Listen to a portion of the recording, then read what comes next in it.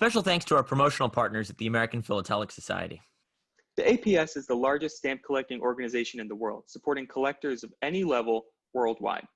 For more information about membership and APS services, visit stamps.org. I'm Charles Epting from H.R. Harmer in New York City. And I'm Michael Cortese of Noble Spirit in Pittsfield, New Hampshire.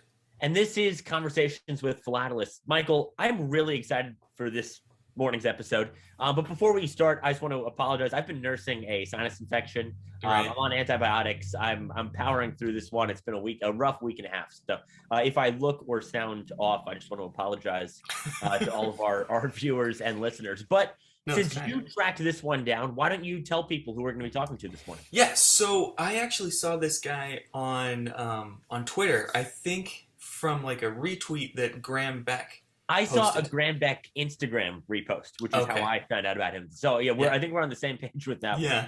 No, but it's really cool. We're talking to Peter Clyde. He's got this company, Lazels. And why Graham Beck was retweeting, re-Instagramming. Before we explain why Graham Beck, why don't we explain what he does and then sort of loop back around and make the connection? Because that makes sense. I think if we explain that we're speaking to a puzzle maker, right? Yeah. No, it's a little bit of a different episode. You know, we always talked about doing these tangentially related episodes that aren't philatelic in nature, but they're philately related. So what Peter Clyde does is he creates these one-for-one scale titanium puzzles that he engraves with, I assume, lasers. We'll find out in a few minutes. But they're just little tiny puzzles that you have to... puzzle, I'm sitting at a coffee table. I've done puzzles on the table. Yeah. I think we you automatically put it's like a titanium puzzle. These are like, I don't want to say microscopic because they're not, but they're tiny. They're small. You have to put the puzzle together with tweezers, I assume, unless your hands are really small. Right, but your fingers cannot physically grab. You know what? I'm blown away by these things. We'll maybe show some, maybe you like to put. I'll superimpose some images in post. Yeah, would be awesome. But let's. Is he here yet? He's actually here, waiting for us. Let's bring him in. I'm just excited to hear more. Yeah, you guys will see why we're talking to him. Yes. This is. We didn't get to that part, but I'm really just cool. too excited for this one. All right, here we go. Hey. Hello. Good morning. How's it going? Morning. Good. Thanks for joining us here. Yeah, thanks for the invite. No. It was really cool. We saw you on social media, and we were both just saying we saw Graham Beck's reposts of your and when Michael came to me with this one a couple of days ago, I knew exactly what he was talking about and was very excited to get the chance to talk to him. Graham Beck, for if you haven't already, I don't know if he's very outgoing. He may have already reached out to you, but he's kind of in the hobby, the largest proponent for philately on social media. He's got this other YouTube channel called Exploring Stamps and #philately, and he's got about 25. Oh, I think he bought one of the puzzles. Yeah, I saw that. Yeah, my dad actually introduced me to him a while ago. Oh, really? Yeah, so I kind of like watch it. You know, I don't watch every one of his videos, but I'm definitely a big fan too. Oh, fantastic! Yeah, we saw the puzzle essentially from a retweet, or Charles saw it on Instagram from Graham Beck, so he was pretty excited. Yeah, that was awesome to see. I didn't expect that, so that was cool. So before we get to the stamps, I guess, can you just sort of give us a little bit of background about yourself, about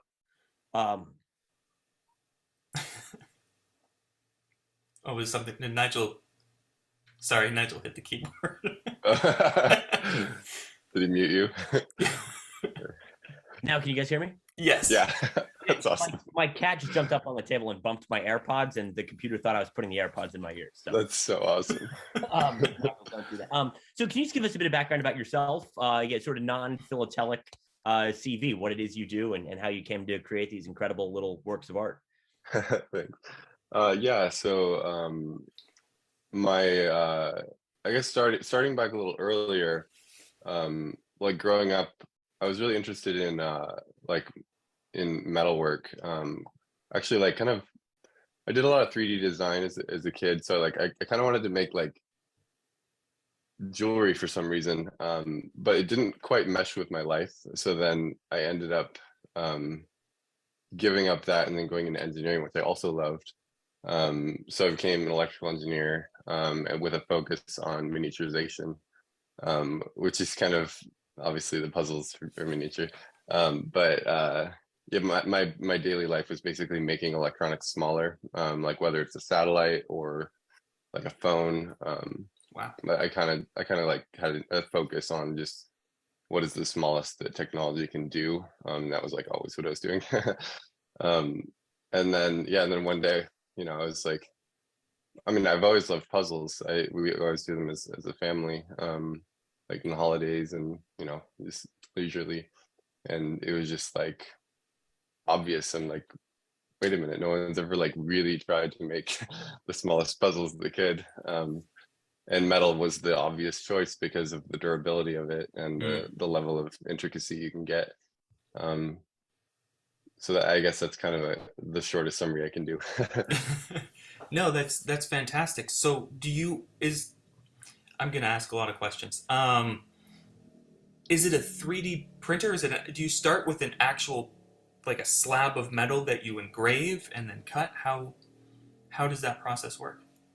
Yeah, so I mean we haven't like shown like everything of how we do this because like Okay. it's kind of proprietary. But Okay.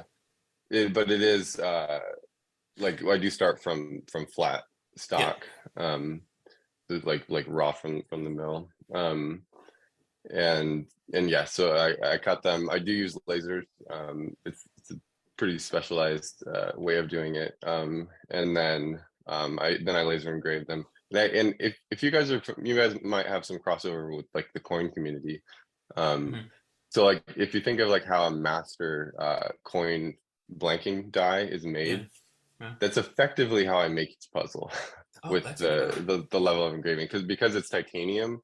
It's not like something you can just like stamp something into because it's so hard. Mhm. So I kind of engrave them kind of the way like the master die would be of a blanking die. That's incredible. So they are kind of raised then, or cut into. Yeah, You can yeah, they feel can the be. design. Yeah. Yeah, there's it depends on the design I do because it doesn't have to be that deep. Because like if I'm like removing away like color like from an anodizing, I don't have to go deep to do that. But I could. It's yeah. When you came up with this concept of miniaturizing puzzles, where did you look to initially for design inspiration? Was it just, I'm going to take subject matter for a normal size puzzle and make it really small? Or were you looking to things that were already, on this scale?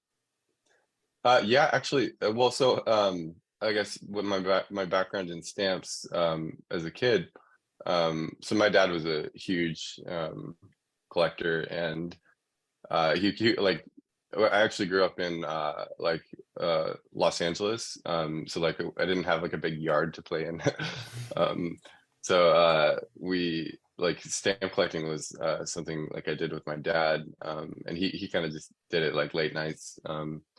So we'd make stamp albums together. I actually just found like this is like one of my 1996. Oh, nice. Actually, like my first one of my first ever like drawings of my own name. Like the Really? worst. Yeah, I was born in '90, so I was 6 years old. But yeah, so that was I always loved the art on stamps. Especially like the ones that are just so intricate based on like maximizing what was possible with the printing process. It just fascinated me. So that was a natural thing that I thought of early on in the puzzle idea. But the stamp I actually wanted to do first was the penny black stamp. Okay. I haven't done that one yet, but I couldn't ship to the UK yet because of all the like restrictions. Like the VAT tax and all those things. I didn't know how to do it. So I wanted to like delay.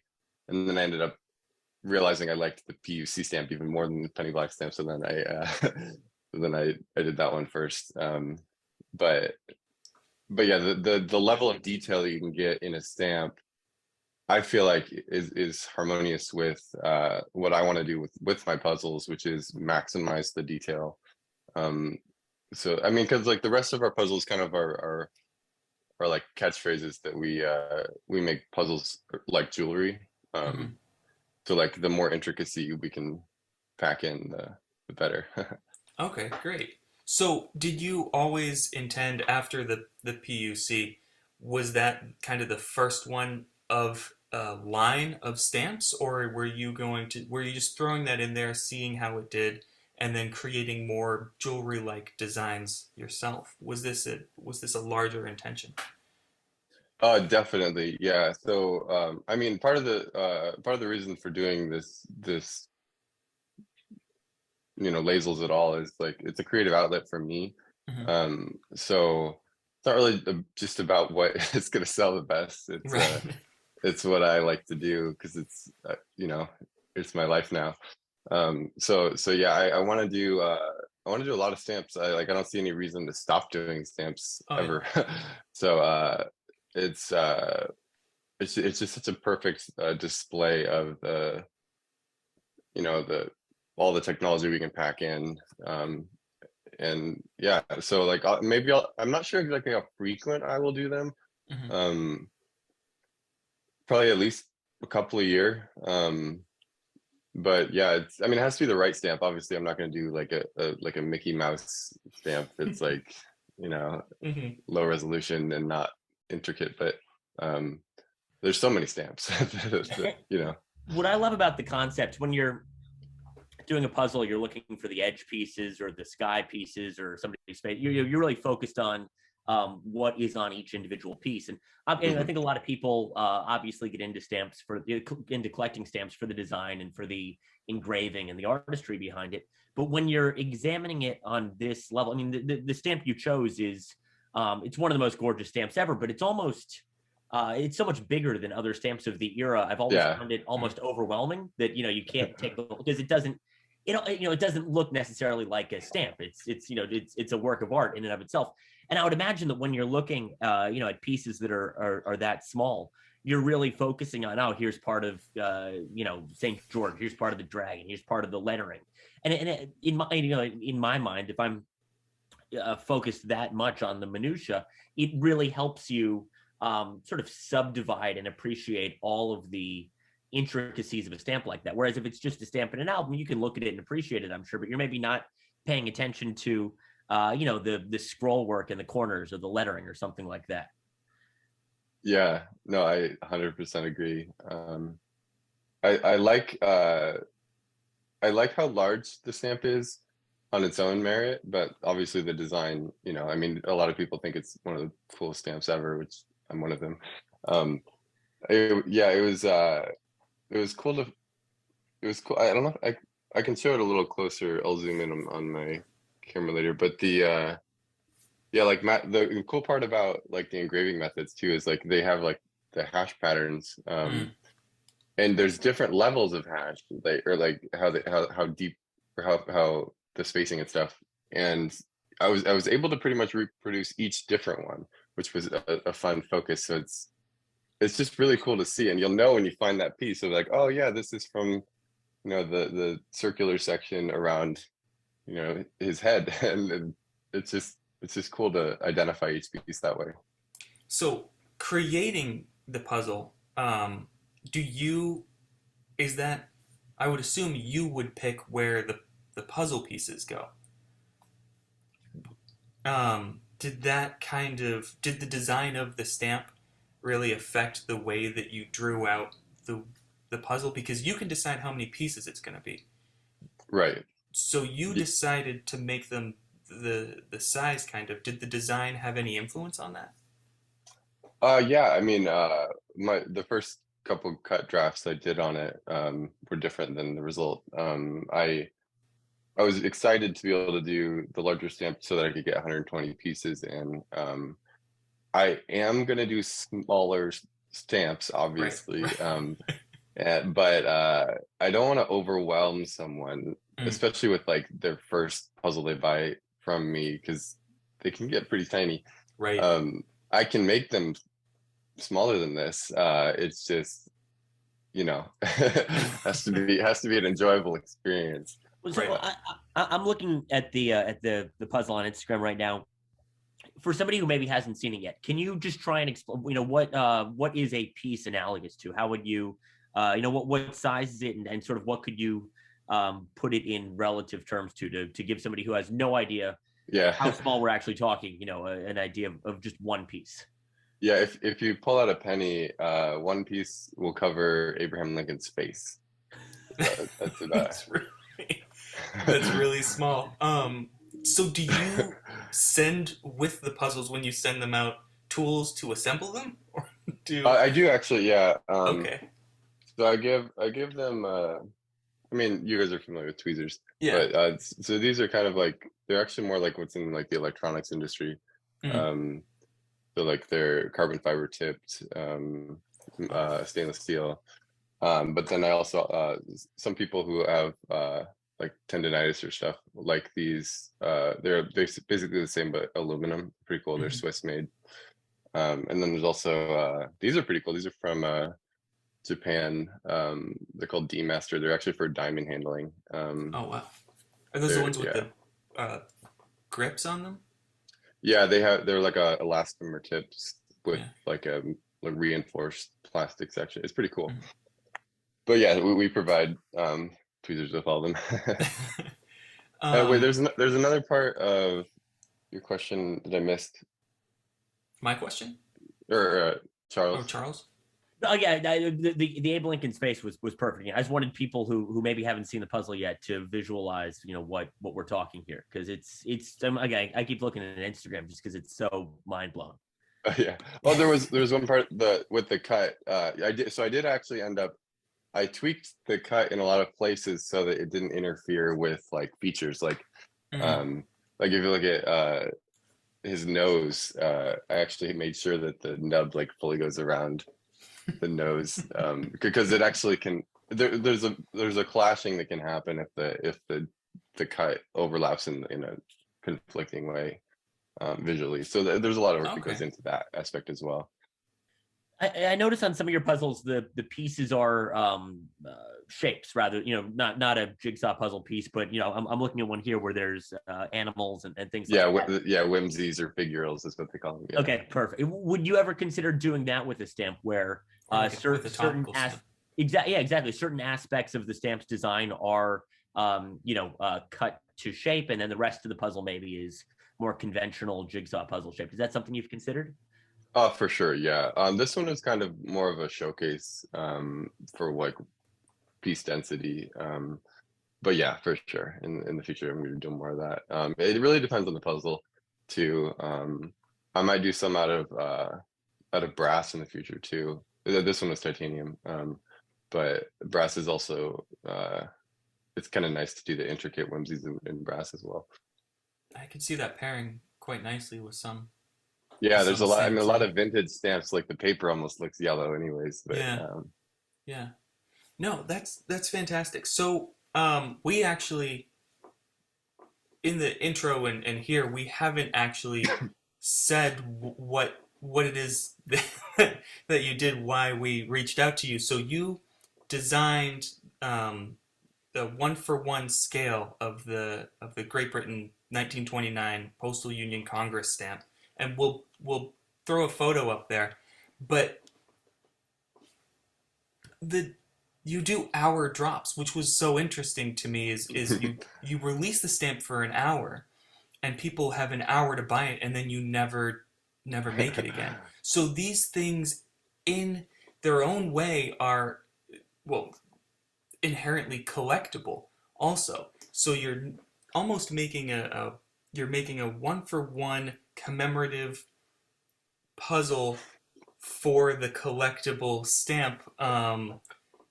It was really interesting. Can you talk a little bit about the idea behind the 1 hour drops? I mean, because these, I assume, will scale in customer base massively, which will make them even more collectible, desirable.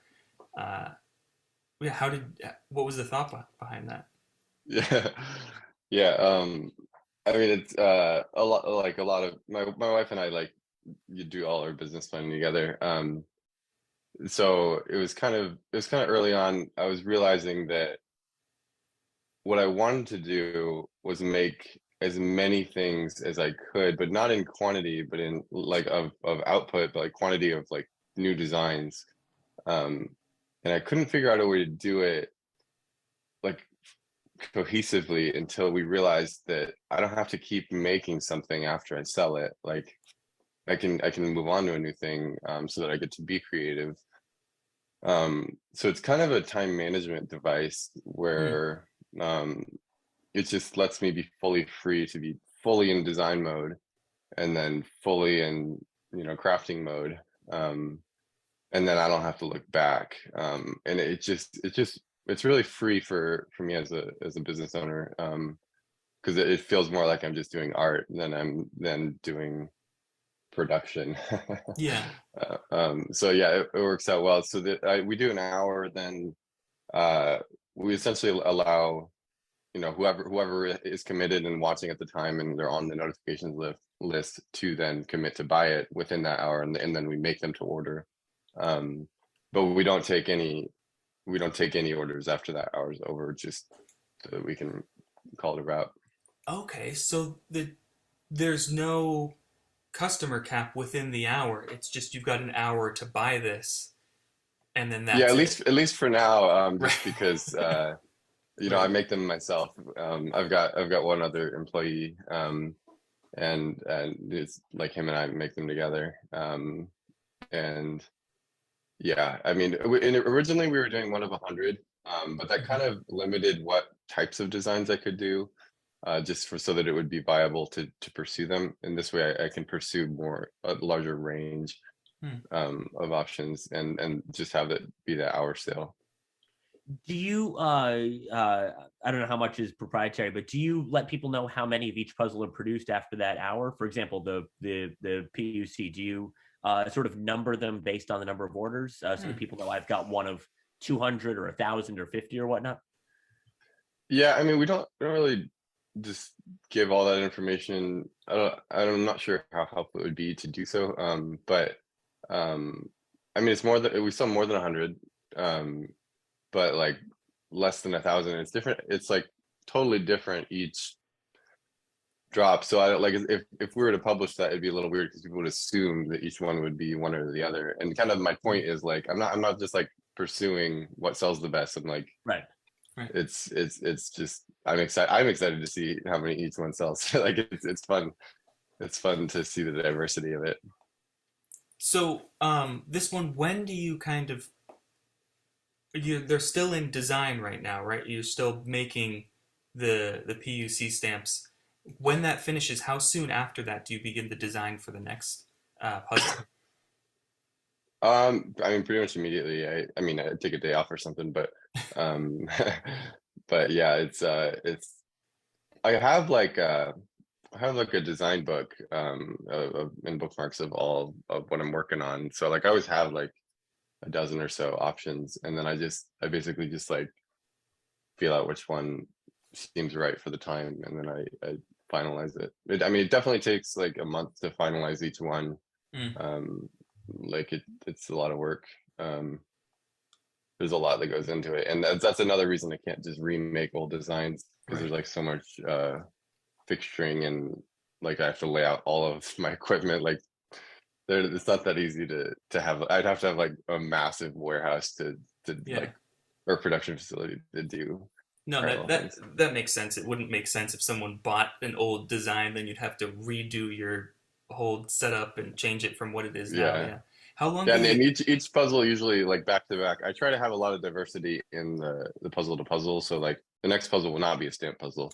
Yeah. Um, because That's what I was gonna ask yeah, that, because over it. you've got a Venetian 16th century design here. You've got items from the Metropolitan Museum. You've got some that are very classically inspired, and then others that are totally cutting edge and futuristic, and certainly not. So I was gonna ask, do you try to mix it up from puzzle to puzzle to keep it interesting?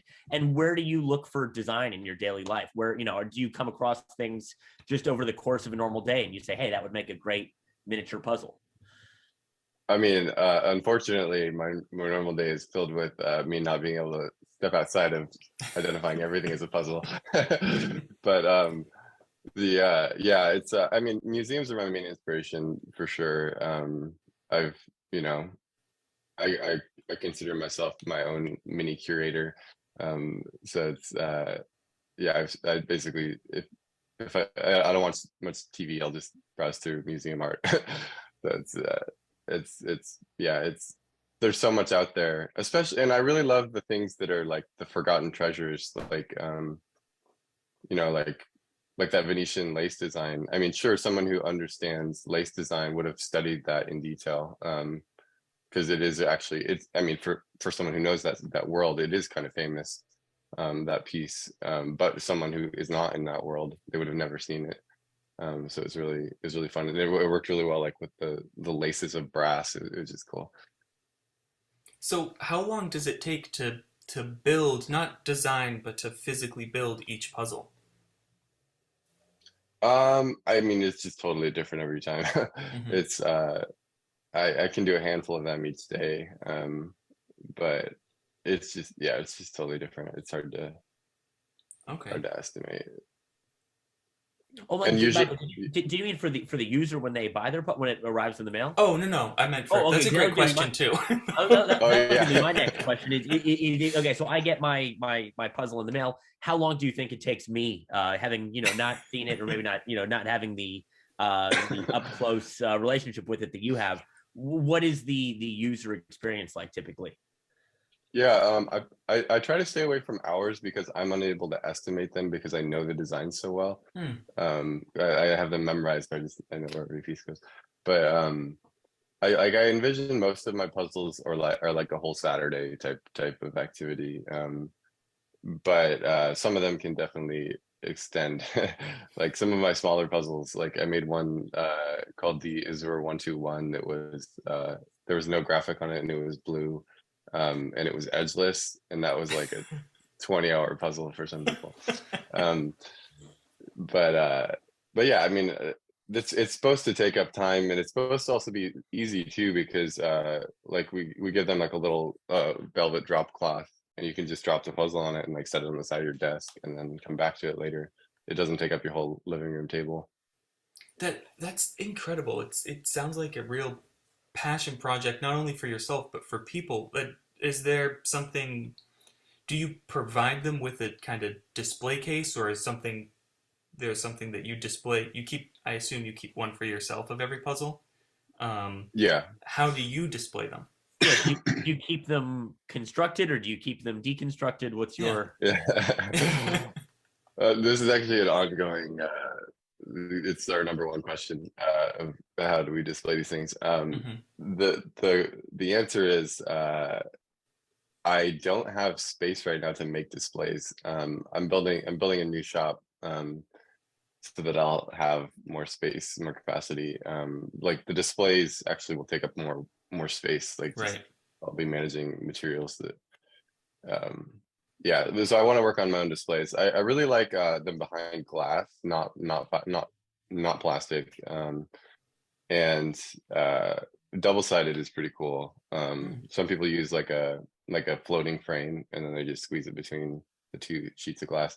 No, there's no frame that's perfectly designed for it because they assume a certain thickness of like a photo or something. Yeah. But it can work out if someone's a little handy. We want to publish like a guide in the meanwhile sometime of the best way to do that. There's other ways you could tape the back of them with like a non-residue leaving tape, and then mount that tape with double-sided to something else like within an overall frame. You could do that. There's a lot of ways. The double-sided tape. I mean, they in the videos on your Instagram, you have a video of you bending the puzzle. These are really durable once they're built. It doesn't look Yeah. like a normal puzzle. So I must assume they're hard to take apart too. Um, but No, not necessarily. I mean, they're like the edges of the puzzles, they interlock very with hardly any gap. okay. I mean, obviously that's kind of my Right. That's my specialty of making the gap as small as possible. But because of that, if you pick one up by the corners, like, and just like kind of put a little bit of pressure, Mm-hmm. there's like nowhere for them to like slide out and fall to. So they kind of hold together pretty well. I can show one here. Let me adjust my camera. Oh, that's really cool. Hold on. Hold on. Not sure if that's in focus. That's incredible. Yeah, so I think I'm in focus, so close to it. Yeah, so if you pick up, like, Wow. they hold pretty well.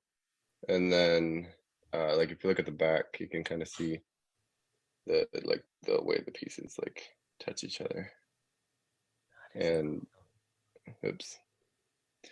Yeah, so like, I mean, they just kind of hold together pretty well as long as you're putting a little bit of pressure on. If you like ease off on the pressure, they could all fall out. So Yeah. obviously I'm holding my cloth under here. Yeah. But yeah, and then this one, I kind of so there, in the puzzle world, some people, like in the high-end puzzle world, not everyone likes just a normal grid cut. Like the Whimsies are really popular, but this one, kind of hard to see when you're looking at it with all of them. But like every other piece is a rhombus in this design, so it actually has a cool light catching element where it's not just everything square. Yeah. So it's easier to see in person, but And we'll show photos of your photos of kind of the front and the back oh yeah, as well. But that's just really the photos, and then that it's absolutely incredible. So a question. Sorry, a question I have. You mentioned, and it doesn't surprise Michael or I because we're in the stamp world, so it doesn't surprise us that there is a high end puzzle. yeah. It's the least surprising thing we've heard. But I assume you've had enough drops now. You have enough of them following where there are people who look forward to your drops and buy your puzzles because they're a fan of your puzzles. And then I assume that for something like this, you get people like Graham Beck who come to it because of the subject matter. Maybe Graham, I don't think Graham, I don't want to speak for him, but I would assume he's not in the high-end puzzle community on a regular basis. And for him, it's the subject matter that was so interesting. So, what sort of feedback do you get? Is it a lot of people who love the puzzle aspect? Is it a lot of people who love the particular subject matter? Do you see people coming out of the woodwork for just one or two specific puzzles? Is it a lot of repeat business? Again, what sort of feedback do you get from people, across the board, from puzzlers to stamp collectors? Yeah, it's I mean it's across the board. I don't know that I don't know that I've ever intended or could do like an analysis of my customer base. The only thing I could say about my customer base that I do know is it's about 50-50 male and female, which I never knew, I didn't know what to expect. So I guess they're pretty universally appealing. That's pretty cool.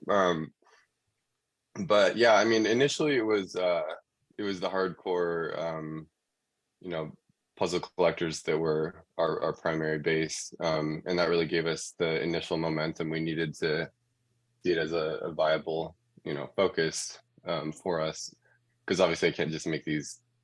They're too expensive to make just as a hobby. I'd imagine there's some fun crossover that you can introduce stamp collectors to high-end puzzles, and you can introduce puzzle collectors to stamps now. There's probably some cross-pollination there. Yeah, I hope so. And I think it's the high-end puzzles are actually like very regional within the US. Like over on your coast, they're a little bit more popular in like the high-end, especially like the high-end wooden puzzles. Out here, like in the Seattle-ish area, a lot of people they're not that familiar with it. So it's really cool to be able to like let people know that there's something other than cardboard puzzles. Cardboard was actually the successor of hand cut wooden puzzles. So like it's like a whole world in itself that I'm really happy to introduce people to that world, not just my puzzles. And yeah, I mean, it's a thing to collect too. Like there's like the people in the stamp world, collecting is fun. Like I love collecting, and yeah, it's just fun. So then, kind of going off of that, your stamp collection. Um, you said you collected when you were young with your father. You still collect? Did you collect the entire time, or did you come back to it after a while? What was kind of your history with collecting there? Yeah, I mean, during my life as an engineer, I kind of like lost any hobby.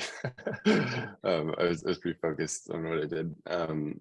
But immediately after entering, life as self-employed as for doing this, I went straight back into it. Right now, I'm not really focusing on albums as much as, or that's kind of what I did with my dad. Hmm.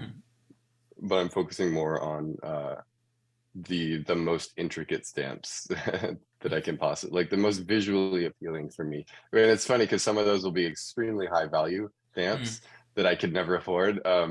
But then there's the other stamps that are like extremely low value that just look so beautiful to me. And it's going to be interesting deciding which ones to do because I don't know. I don't know what other people like. I know what I like. Yeah. So, Yeah. No, I was thinking that earlier, kind of that it's easier right now to buy, a mint PUC stamp than it is the puzzle that was made commemorating the PUC stamp, even that's though it's like an $800 that's Cala super, value stamp. that's super funny. Yeah.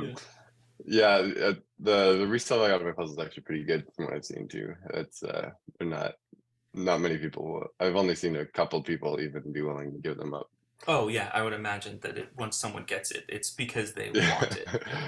yeah. I Yeah. think there's one guy who buys two of every puzzle so he can sell one and keep one. It's pretty Mm. funny. So my last thought is there's a lot of postal administrations around the world that have done I don't want to use the word gimmicky, but sort of gimmicky stamps where I have a stamp that has pieces of meteorite ground up into it, or it's a stamp made out of leather, or The a stamp chocolate made out of stamps. wool. I'm sorry. Chocolate stamps.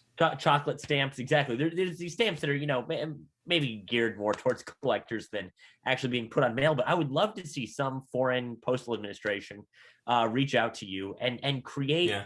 a puzzle that is valid for postage. That would be, I think, sort of again, that's what I would love to see. Is if some postal administration said, make me a stamp that people have to build before they can put on a letter. I think that would be again such a great concept. And there's very few things that haven't been done. Again, leather, wool, satin. I feel like they've even little stamps that play on a record player. They've got the Bhutan national anthem impressed into them. So again, I think a puzzle stamp may be the last great frontier of stamps. So that's That's what I'm cool. going to be pulling for someday in the future. Yeah, that would be fun. Yeah, and along the collector base, I'd love to see, exhibiting is huge in our hobby. I'd love to see people kind of exhibit with some of the designs that you build either here, or the puzzles that you build either here or in the future too. I think that would be that'd be phenomenal. Makes me Yeah, feel yeah. good about it. I mean, we don't really go to like puzzle trade shows are actually kind of like a small thing. Like they aren't. Really? There's like most of them are just like mass appeal products that don't like it doesn't really mesh well with what we do. The actual like wooden puzzle community is pretty close knit, so like they almost don't even need a trade show. But yeah, we might it'd be cool to go to like a stamp show sometime. I mean, I used to go to stamp shows as a kid, so it's like it would be cool. It'd be like a coming full circle thing. It'd be fun someday. Yeah, yeah. No, Well, well, oh, go ahead, Charles. no, you go ahead, Michael. I was just gonna thank Peter, but you. Well, so what I was going to say, the most important thing, if somebody wants to find out about future drops, if somebody wants to sign up, I know you can sign up for text alerts to find out about future stamp puzzles and non-stamp puzzles. Where can people go to find out more, to sign up for the list, to buy these puzzles? What is the best course of action? Yeah, so it's lazels.com, Lazels, and uh definitely like I know some people are hesitant to put their phone number in, but like it's with the hour long drops, that was the only way we could figure out to do it where people actually get the message and not be like upset that they missed it. So, Yeah. and you can opt out at any time, but definitely the phone number method is, we do technically have an email like sign up on there, but like none of the emails get delivered. So yeah, and then basically like a week or two before each release, I'll start publishing a couple videos and pictures on our Instagram, which is Lazels Puzzles there. Just kind of get people excited about it. So I can't just hold in my excitement myself. Like it has to come out a little early. But yeah, and then yeah, I mean, you can email me if they have any questions about what we're doing. Our email is theclydes@lazels.com. It's fantastic. Thank you so much, Peter. I've already signed up. I signed up yesterday for the text alerts. I can't wait for the. I've got the website open right now. I'm going to do the same thing right this second. So we're both excited. Next stamp you do, I think you've got 2 more buyers right here. Yeah. Maybe I'll get impatient. I won't even wait for the next stamp. I'll just pull the trigger on whatever you release next. So and if anyone watching either wants to submit stamp suggestions of their favorites, I like there's just so many stamps out there, especially because I grew up, I didn't mention this earlier, but like I grew up with an American stamp focus. So like there's so much I'm realizing I have not explored, and I can't even consume all of the stamps in the world fast enough in my mind. But yeah. Well, thank you again so much. This has been phenomenal. The design, I know it was designed by Great Britain, but the way that you created the puzzle, it looks just as beautiful as the stamp, and it's flawless. No, I mean, thank you for that. And it's been a pleasure talking to you. And this has been fantastic. Yeah, thank you for getting up so early to talk to us. Yeah, no, yeah. No, it's great. I start my day early. Yeah. Cool. Well, thank you guys. This is really fun. Absolutely, pleasure talking to you. Thank you. Have a good one. You too. I was signing up for text alerts on my phone as we were talking because I want one of these things. It's sort of a digression, but I grew up fascinated by Rubik's cubes and other 3-dimensional twisty I've seen puzzles. the cubes on your puzzle on your desk. On my desk. Yeah. My office has probably about 24 different Rubik's cubes in it. I would go to competitions. I would go to trade shows and meet other designers and things like that. So it doesn't surprise me that there is a wood and metal jigsaw high-end community out there. Yeah, and even worse, and I hope Olivia is not listening to this episode because I want to get into said community. Having seen this, I don't even care about the stamp connection anymore. I just want these puzzles really badly, and this is something I feel like I could totally dedicate way too much time and money to. Yeah. So this has been fantastic. Yeah, no, I mean, the fact that this is his full-time job now, he has an employee, he builds these puzzles, the amount of thought and planning that goes into these designs, it was just so incredible to see his past projects and then how much care and how kind of, like you said, new age, how futuristic this idea is. Yeah, how and modern the fact that he recognized when you're dealing with things that are like an inch or two. Yeah. There's no better source of inspiration than stamps, I would say. These are art where you can take a full-size artwork and try and shrink it to that size. But when the stamp was being designed, they were taking into account the dimensions and the scale of it. So, that part of the they're one for one.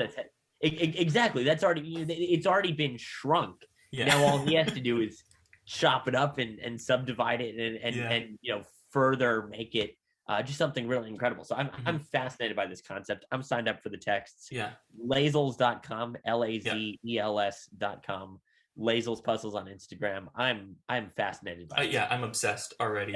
And he was such a nice guy. It's 5 a.m. his time. That's when we did this interview. Yes, you also reached out to me on Wednesday to say that you had set this up. So this all came together. So I think Graham posted like last weekend about this. Graham posted. I sent him a message asking if he was going to do more stamps. He said yes. I said, please talk to us. And this was amazing. That happened in a span of a week, and it's now 5 a.m. his time. Yeah. No, this was absolutely incredible. I've enjoyed this thoroughly. Let's keep doing more like this, because this is what makes conversations with philatelists so fun. Yeah. No, this was a good one. Thank you for everybody listening. We're also on YouTube. You should check it out.